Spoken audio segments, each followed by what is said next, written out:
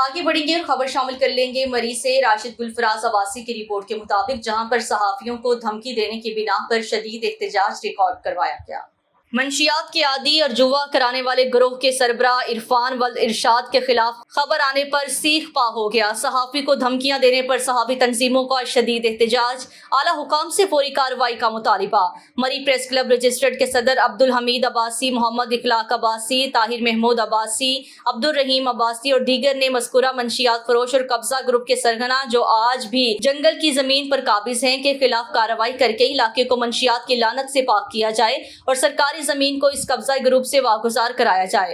मालूम हुआ है कि शख्स ने इलाके में बहुत से लोगों की जाती जमीनों पर भी कब्जा किया हुआ है और इसके खिलाफ पुलिस के पास दरख्वास्तें भी आई हुई हैं, मगर पुलिस कार्रवाई नहीं कर रही। अवामी हलकों ने भी इसके खिलाफ फौरी कार्रवाई का मुतालिबा किया है।